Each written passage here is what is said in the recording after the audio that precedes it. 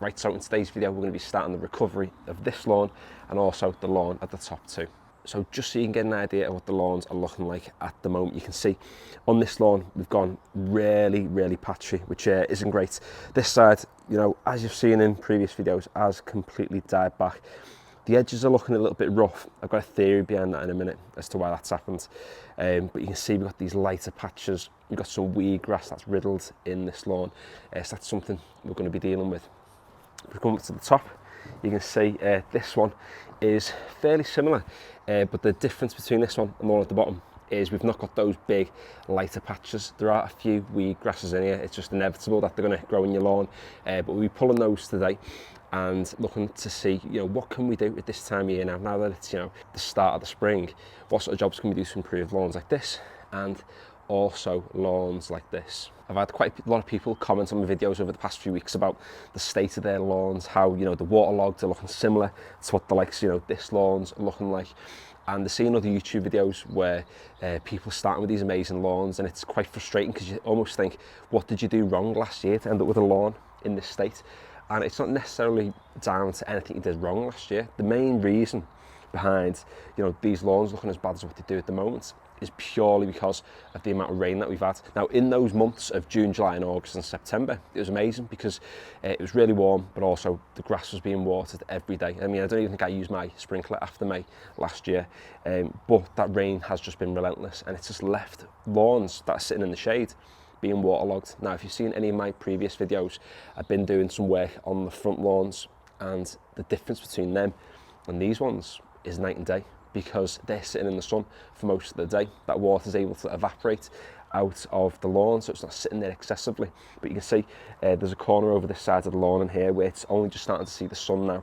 And as the next few weeks and months go on, that sun's obviously going to shine upon more of this lawn, and the same down at the bottom. But because they've been sitting in the shade for so long, they've been sitting there waterlogged, the roots have started to rot, and we've had a lot of dieback on the lawn.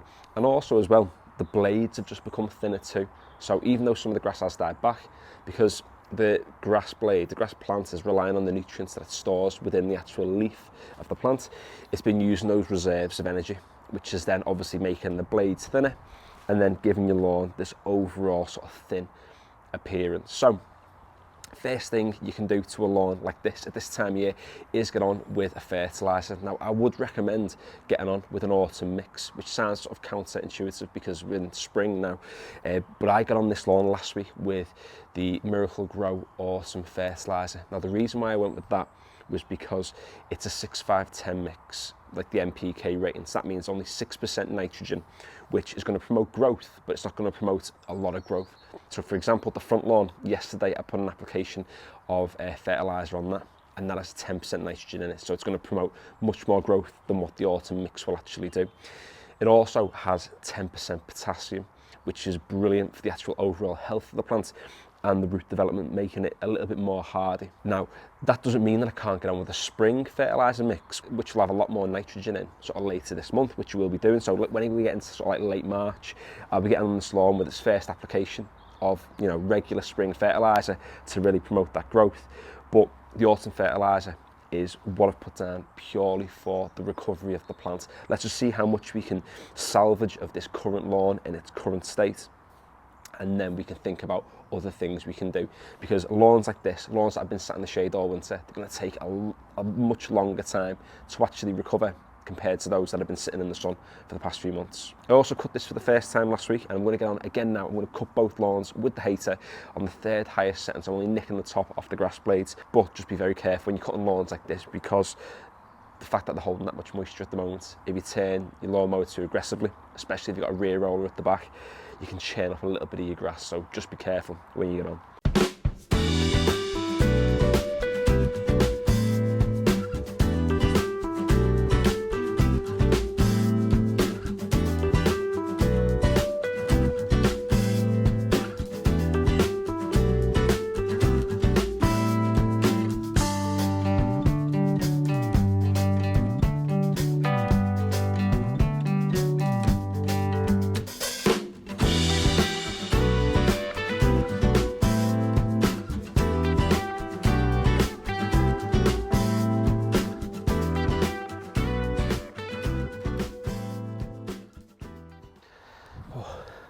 you know, I was quite apprehensive before cutting this because I thought the soil would be softer than what it was from the first cut last week. It was really, really soggy, the grass, the soil I mean, and there was loads and loads of moisture, whereas I can tell now just from getting on with the lawnmower again today, the ground has firmed up a lot. Now, it's still not there, it's not completely perfect, but it's so much better than what it was last week, which just tells you we've had obviously warmer temperatures, the sun's starting to get onto the grass now, and the soil's slowly going to start becoming less saturated over the next few weeks. So if you're on the fence about whether you should get out and start cutting your lawn, definitely get out and start doing it now. Even if it's looking in a bit of a mess like what this one is now, it's only going to promote that extra growth now, and then it gets you off to a bit of a head start when we get to around Easter time, around April. Now the next job I want to think about is removing weeds from the lawn. So you can see up here, we've got a few that are knocking about, and that's purely just because there's no grass growing in this space. It's all died off. But if you look around here, there's the odd weed that's knocking about that I can get on and remove. But down here, there's much more that I can actually be getting on and taking out. If you just get in close to the grass, you can see we've got some power here, which is, everyone's nemesis when it comes to lawn care. So I'm going to get on with the fork now. I'm going to be taking a lot of these weed grasses out, as many as I can, to be honest. I'm not going to get all of them. It's going to be almost impossible to get them all, but I'll get as many off as I can. And yeah, we'll go from there. Now, if it was sort of later in the spring and into the summer, I would be overseeding these patches, but there's no way on earth now you can be getting on the lawn and doing any overseeding. You can buy grasses that germinate in colder weather. There's literally no point. You may as well just wait, a month from now, roughly, before you start getting on with any seed, because otherwise, one, you're wasting your time, two, you're wasting your money, and there's two things you don't really want to waste.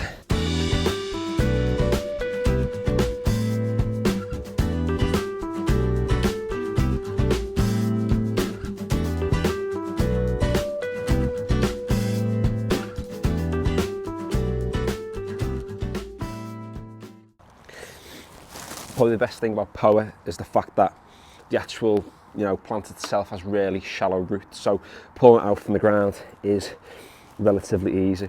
And something else I do want to mention as well is if you do put fertiliser down in your lawn, you are going to encourage the growth of power, because it is growing this time of year and it starts to get seed heads and whatnot doing its thing, getting ready itself for the lawn care season.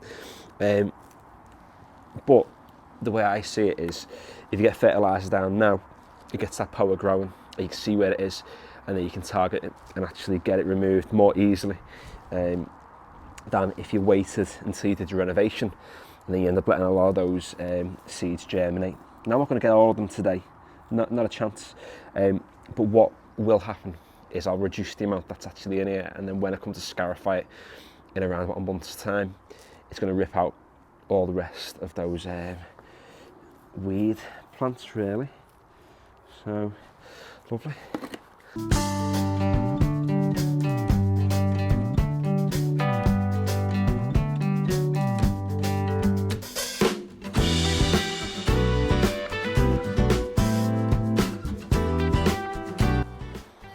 By the way, that's the start of a dandelion coming through. You can see how big that taproot is already, the size of the actual plant, the length of the actual root. Just shows you how hard these weeds are to actually eradicate once they take hold in your lawn.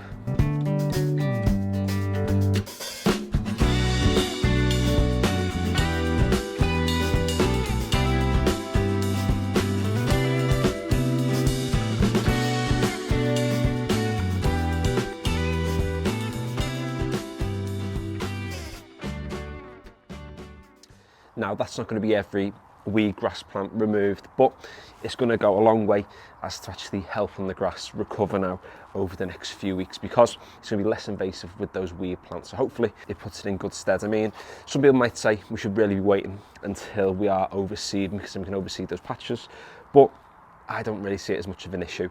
If weeds come in those spaces in the meantime, I can just pull them out. I mean, if you do have a big space, it's going to be a lot harder. You might want to get on and give your sort of lawn a rake, or use a power rake to pull up a lot of those weed plants so you can see where they are more easily. But if your lawn's sort of like this size, then you don't really need to worry too much about that. And the last thing I'm going to do is I'm going to get on this lawn and the lawn at the top with a little bit of liquid seaweed. So the reason why I'm getting on with liquid seaweed today, as ever, is just to add nutrients down into that soil layer. It's great for the root development of the plant, and the overall health of your grass will improve through putting this down. I've had a few people ask sort of when you need to apply it to your lawn. It can be done every month, all the time.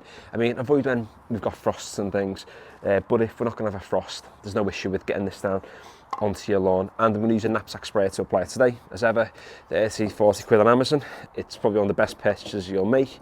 You'll look like an idiot wearing it, but it's going to really, you know, do an absolute job on your lawn. Now, last week, what it did do was I applied liquid iron to the front lawn, or maybe 2 weeks ago at the time of posting this video, and yeah, I put liquid iron on the front 2 lawns. And what the liquid iron will do is it makes the grass tougher, kills off any moss, and it greens it up as well, so it gives it a nice appearance. I didn't put any liquid iron on this grass because we've got a dog, and the dog's always coming out for a wee. Last year when I put the liquid iron on this lawn, the dog went absolutely mental, even like trying to keep him off the grass. The actual smell of it was getting in his nose, and his eyes looked wide, like almost like he was high on the iron. So ever since then, we've avoided putting any liquid iron on this lawn and the lawn at the top, which is a bit of a shame really for the lawn, but I'd rather have a dog that's alive and well than a lawn that's green but a dog that's high as a kite. But going back to what I said earlier about applying the autumn fertiliser, it contained like 19% iron, so it was high iron content. So this lawn still has had that treatment of the iron, hence why, you know, it's got a half decent colour despite the actual thinness of it. So if you have got a dog, a granular iron application is probably better for your lawn. I usually just eyeball this, but I picked these up from Amazon last week and I thought quite handy really, a little measuring jug. So this whole bottle covers 500 square metres, but I'm going to just be putting 50 ml in today for roughly 50 square metres is what I'm going to be covering, give or take. So as ever, a little bit of water in the sprayer, then in with your liquid seaweed. Lovely jubbly. No, don't do that because that was stupid. And as they always say, add a little splash for good luck. No one says it, I just thought I might just treat the lawn today, seeing as how it's its first application of seaweed this year.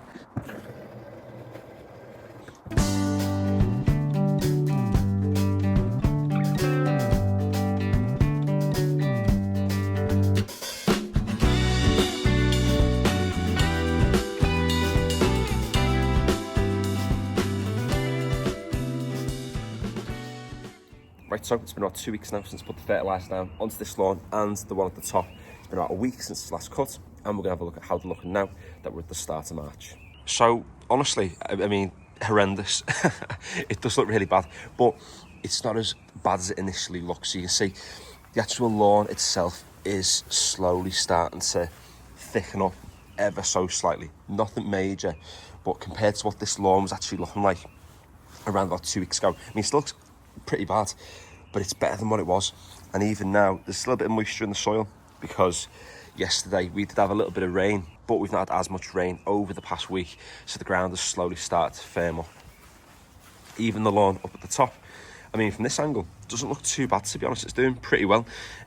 Obviously, it's still thin in places, like towards the back, it's still quite thin, but comparing what this was like about 2 weeks ago, it's definitely seeing signs of improvement. And you can even see now this space, which is spending a lot of the day in the sun, you know, is starting to thrive a little bit more.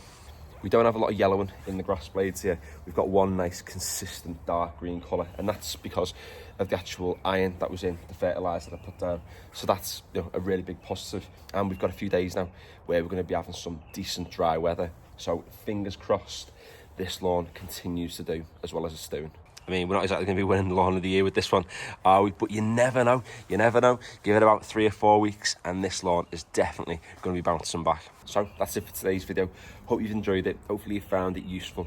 Like I said, you know, within the video, this is for someone who doesn't really know where to start with the lawn, and I'm going to be posting weekly updates on this lawn, going through step by step exactly what I'm doing to it to improve it and to get it looking the way it did last year. So if you did enjoy it, feel free to give it a like, and if you'd like to check out any of my other videos, such as any of my lawn care videos or any of my garden renovation videos, then head over to my channel, and if you like what you see, feel free to subscribe. Finally, thanks for watching.